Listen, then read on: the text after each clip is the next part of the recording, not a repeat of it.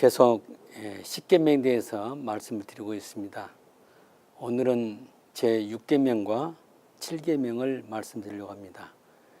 6계명은 살인하지 말라, 또 7계명은 간음하지 말라. 이 두 계명을 가지고 이 시간에 말씀을 드리겠습니다. 일륜 계명에서 두 번째 중요한 것은 살인하지 말라입니다. 첫 번째 계명은 내 부모를 공경하라, 이런 제목이 있다면 두 번째 계명은 살인하지 말라입니다. 사람이나 동물은 자기 생명에 대한 애착이 있고 보호하려는 본능이 있습니다. 이것은 하나님께서 주신 마음입니다.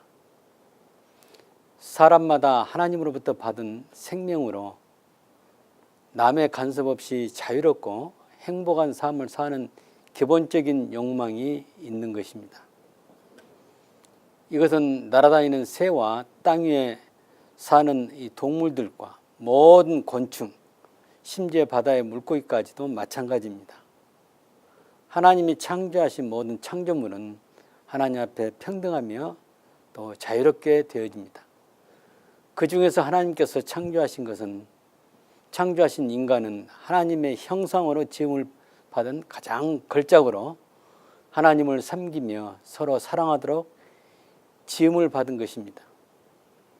그러나 죄가 들어온 후 최초로 가인이 아벨을 죽였습니다.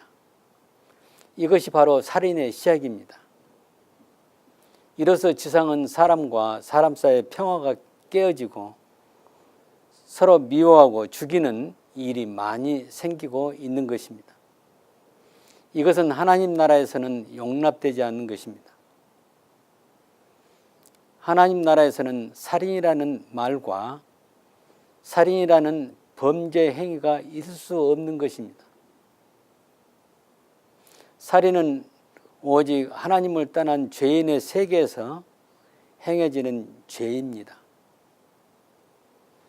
그러므로 사람은 생명을 사랑하고 아껴야 하고 자신뿐만 아니라 타인의 생명까지 보호하고 지켜줘야 합니다. 오늘 여러분에게 말씀드릴 6계명 살인하지 말라는 하나님께서 각자에게 주신 생명을 해하지 말고 보존하라는 계명입니다. 다른 말로 생각하면 불의한 의도로 이웃의 생명을 빼앗거나 해치는 것을 금하는 것입니다. 우리의 선배들은 모두가 하나님 앞에서 평등하고 자유하는 권리를 받았다고 믿었습니다. 이것이 바로 천부 인권설입니다. 모든 사람은 태어나면서부터 하늘이 준 자연의 권리, 그 자유롭고 평등하며 행복을 추구할 수 있는 권리를 가진다, 이것입니다. 사람의 생명은 아주 귀한 것입니다.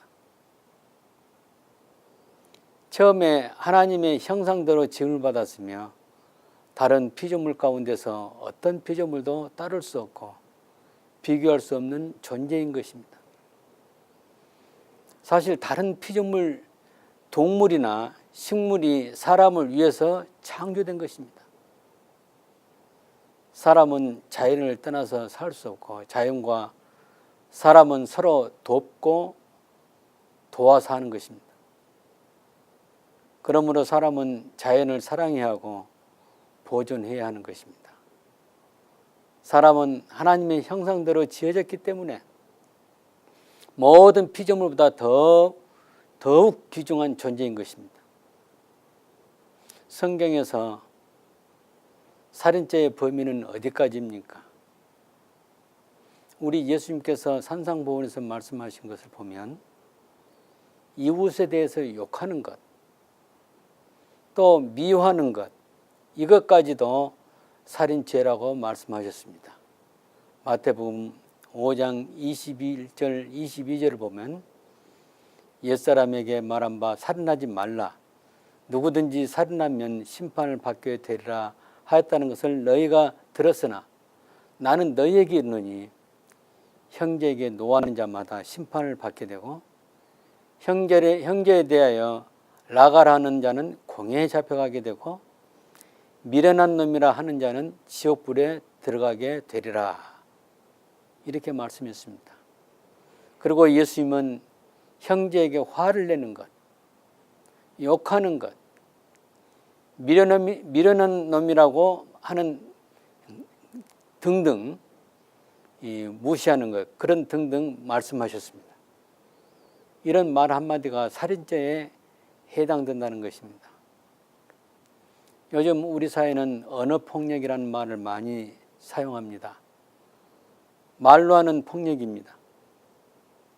예수님이 말씀하신 살인의 범위는 옛날 모세가 준 계명, 그 계명에서 사람을 죽이는 것을 말했지만은 미워하는 것, 욕하는 것, 노를 바라는 것까지도 살인에 대해 포함시켰습니다. 그 외에도 이웃을 해칠 목적으로 하는 모든 행위가 제6계명에 해당한다는 것입니다. 그리고 인권 탄압, 인권 착취, 인권 말살 같은 것도 살인죄인 것입니다.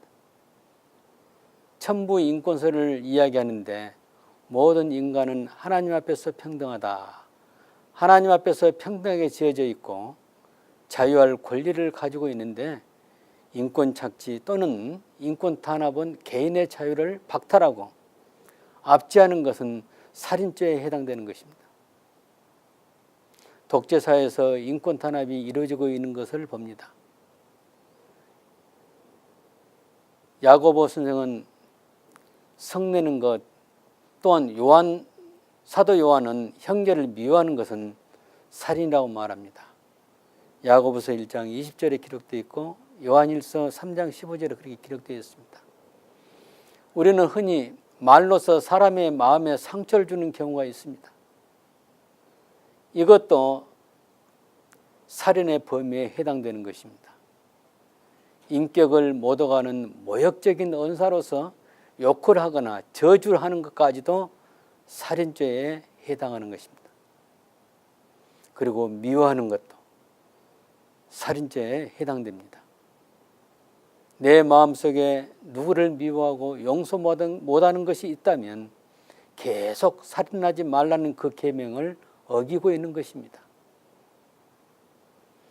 하나님을 알지 못하고 그리스도인이 되기 전에 내가 용서하지 못하고 미워하는 그런 사람이 있다면 하나님께 죄의 용서를 구하고 미워하는 마음으로 마음을 용서하고 미운 마음을 지워야 합니다.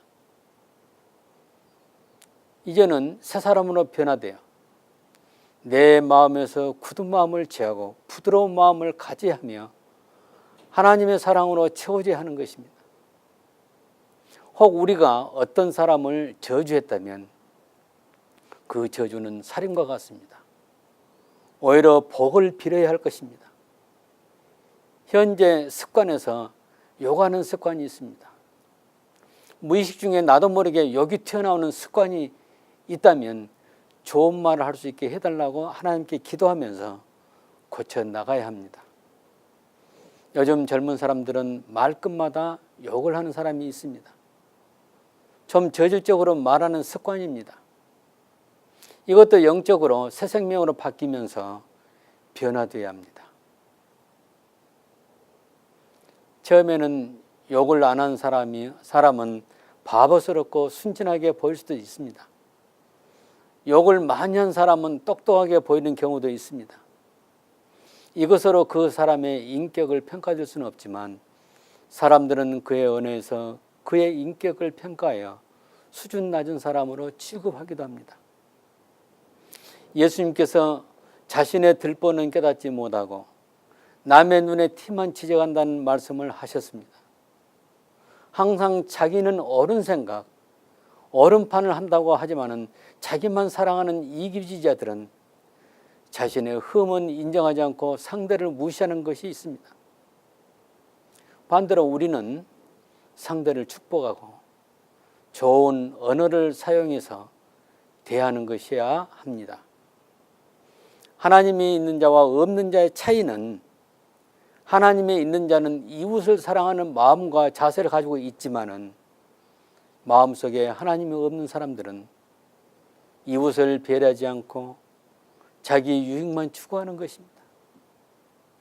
오늘 살인하지 말라의 계명에서 이웃을 사랑하고 생명을 해치지 말며 언어 생활에서 욕하는 것이나 저주하지 말고 오히려 축복하는 우리가 되어야 합니다.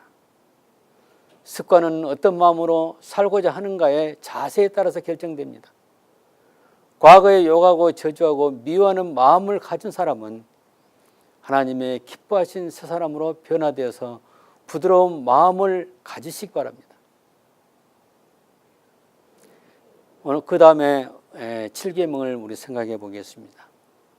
간음하지 말라입니다.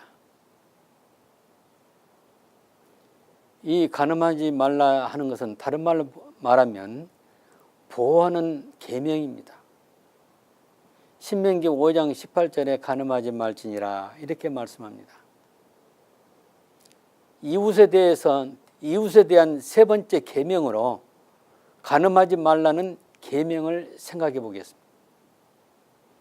이것도 이웃에 대한 생명을 소중히 여기는 계명에 속합니다. 하나님께서 남자와 여자에게 생명과 같은 성적인 정조 이것을 주셨습니다. 흔히 말하는 처녀성 혹은 동정이라고 말하죠. 남자도 정조가 있고 여자도 정조가 있습니다. 이 정조는 하나님의 창조의 법칙으로 모든 인간들에게 목숨처럼 소중하게 선물로 주신 것입니다. 이 정조는 하나님이 짝지어준 커플에게만 사용할 수 있으며 이로써 부부간에 사랑을 하도록 계명으로 정하신 것입니다. 정조를 빼앗는 것은 살인과 같은 범죄입니다. 하나님께서 자연계를 창조하실 때 정하신 자연 법칙과 같이 사람과 사람 사이의 윤리적인 법칙을 창조하신 것입니다. 자연계의 질서를 파괴하면 재앙이 오듯이 인륜적인 윤리를 파괴할 때는 무서운 재앙이 오는 것입니다. 그러므로 본 계명에서는 하나님이 정해주신 남자와 여자가 부부가 되어 서로 사랑하는 것이 질서라는 것을 말해줍니다. 이 질서를 깨는 것이 죄가 되고 이 질서를 깨는 자에게는 무서운 심판이 주어지는 것입니다. 요즘 우리 사회에서 일어나는 하나님께서 창조하신 법칙을 떠나서 정상적인 남녀 관계를 갖지 않고 변태적인 성생활함으로 정신적인 상처와 더 나아가서는 살인까지 저지른 사건이 많이 나타나고 있습니다. 요즘에 신문에 보면 성폭행, 또 성희롱, 가정파괴, 불륜, 근친상간, 동성애 등등 이런 말이 자주 나타납니다.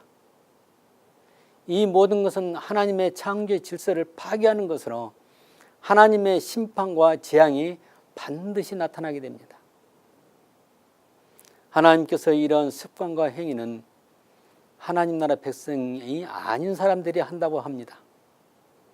다시 말하면 이방인의 풍속으로 단정하고 하나님께서 모세에게 지시하기를 가나안 땅, 다시 말하면 하나님께서 아브라함과 이삭과 야곱에게 약속한 그 땅에 들어가면 그 안에 있는 이방인들이 많이 사는데 그들과 같이 섞이지 말고 이방인들의 풍속을 쫓지 말고 하나님이 이미 계명을 주신 그 계명을 따라서 하나님의 명령을 순종하라는 것으로 말씀하십니다.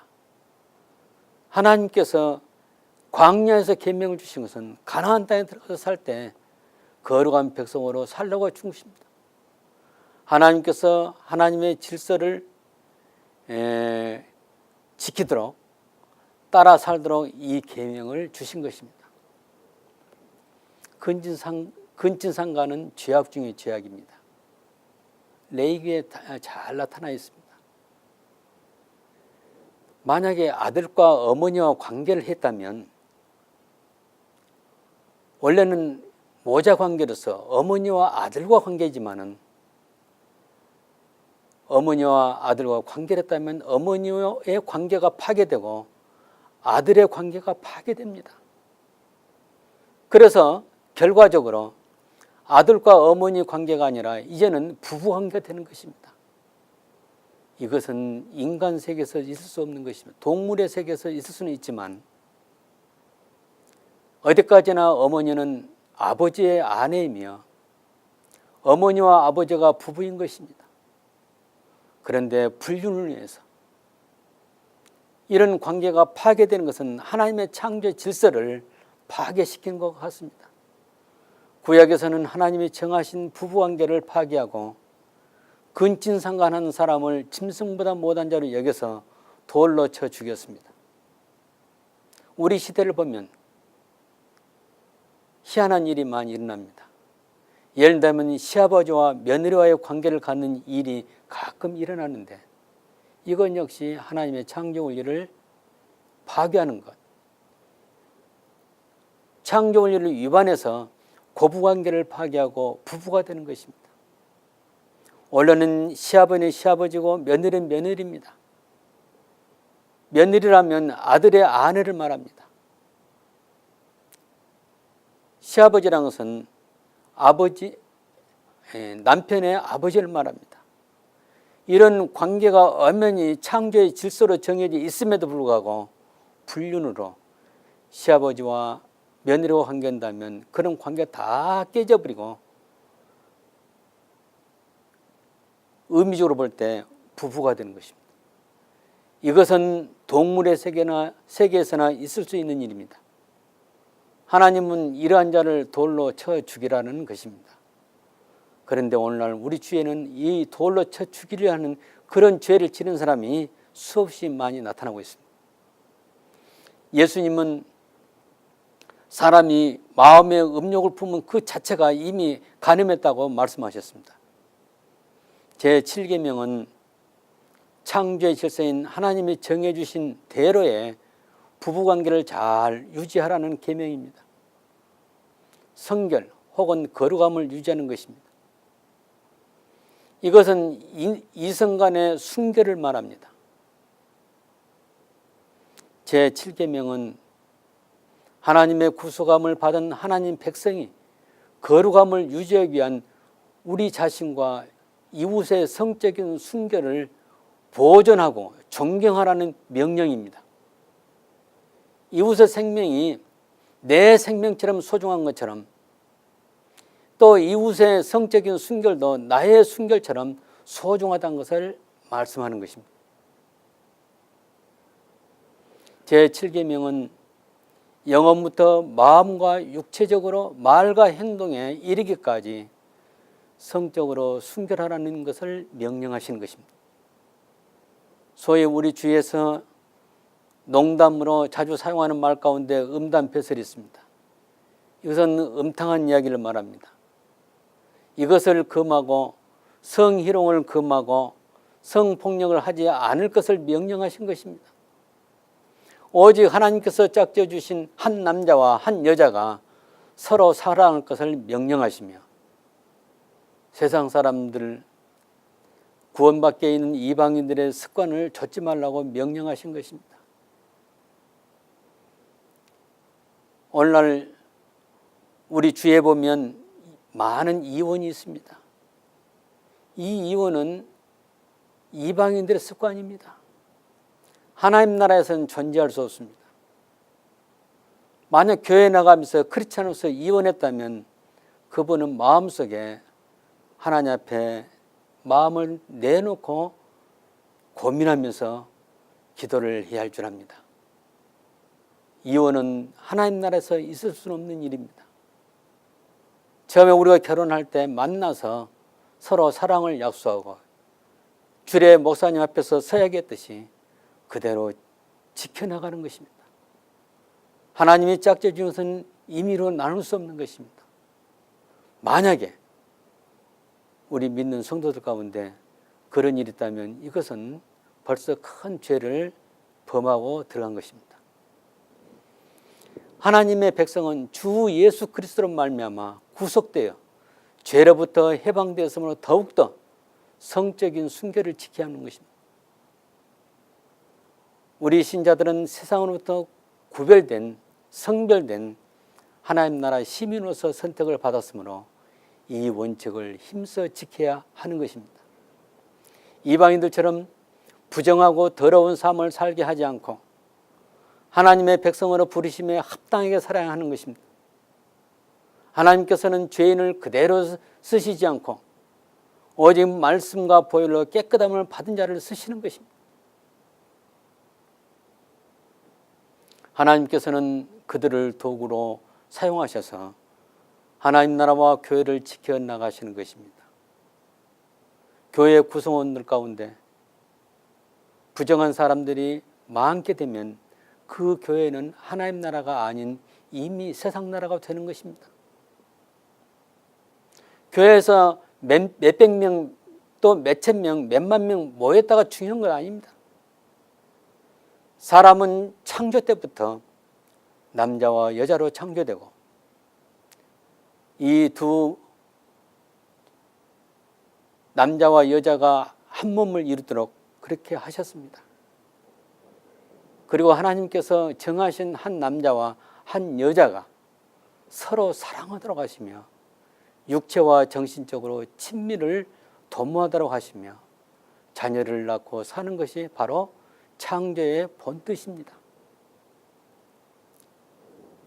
그런데 사람이 하나님의 창조의 본뜻을 깨뜨리고 저버리면 곧 하나님의 형상으로 지음을 받은 하나님의 질서를 파괴하는 죄에 빠지며 하나님을 대항하는 것이 됩니다.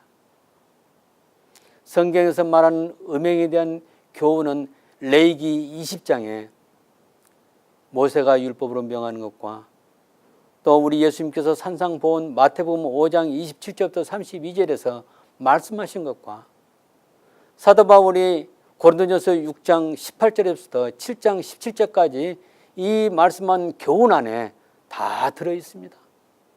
이 말씀대로 우리가 부부간에 순결을 지켜야 하고 성결해야 합니다. 우리 입에서 음담패스를 한다든가 또 이방 사람들이 하는 말을 그대로 본따서 한다면 그 마음속에 하나님이 아니 계십니다. 하나님께서 은혜를 베풀고 그 가정을 아름답고 행복하게 축복해야 하는 것입니다. 예수님께서 음욕을 품은 자마다 이미 가늠하였다고 하신 말씀은 마음과 생각까지도 순결을 강조하는 것입니다. 이미 예수님의 피로 깨끗함을 받은 하나님의 백성은 항상 거룩하고 순결해야 하는 것입니다. 만약에 이 순결이 지키지 못하고 죄에 빠지게 되면 그 순간은 하나님 나라 백성에서 죄된 상태이므로 빨리 회개하여 예수님의 피로 용서를 받고 새 사람, 새 피조물이 되어 다시 하나님 백성으로 돌아와야 하는 것입니다. 사탄은 하나님의 구속을 받은 하나님의 자녀들을 넘어뜨리기 위해서 계속 유혹하고 시험을 하는 것입니다. 정치인이든지 재벌이든지 목사든지 누구든지 이 일을 범하고 하나님의 창조의 질서를 깨고 이방인들처럼 죄에 빠진다면 파멸을 당하게 됩니다. 우리 시대에 이러한 사건을 종종 보게 됩니다. 하나님의 창조의 질서를 깨고 세상 사람 곧 이방인들처럼 사는 자들은 하나님 나라를 기업으로 얻지 못한다는 것을 명심히 하는 것입니다. 하나님께서 정해준 커플만이 서로 사랑해야 하고 정조를 지켜야 하며 그 결과로 얻어진 자녀를 신앙과 인격으로 훌륭하게 양육하고 교육함으로 하나님의 축복을 누릴 수 있는 것입니다. 부부의 정조를 지키지 못할 경우에는 가정이 파괴됩니다. 재앙이 온다는 것을 명심하시기를 바랍니다. 사회 전체가 섹스에 병들고 가정이 파괴가 된다면 불행한 가정이 되고 또 자녀들은 정신적으로나 육체적으로 불행하게 됩니다. 부모의 사랑 없는 결손 가정이 되는 것입니다. 제7계명은 결혼의 관계를 소중하게 유지하며 하나님이 허락하신 가정을 잘 보존하라는 명령입니다. 오늘날 우리 사회에서 남의 아내를 빼앗아 가르침으로 가정을 파괴한 일이 번번이 발생한 것을 봅니다. 그리고 강간으로 아니면 불륜으로 가정이 파괴되고 어린아이들이 불행해진 것을 많이 보고 있습니다. 이러한 사회 풍조는 죄악의 극치를 보여주고 있는 것입니다. 우리의 성도는 이방인의 풍속을 좇지 말고 하나님이 정해 주신 부부로서 결혼 상태를 잘 지키며 서로 사랑하며 자녀들과 함께 아름다운 가정을 이루며 하나님의 말씀이 가정에 살아있어서 작은 하나님 나라 그 천국을 만들어가기를 부탁하는 바입니다.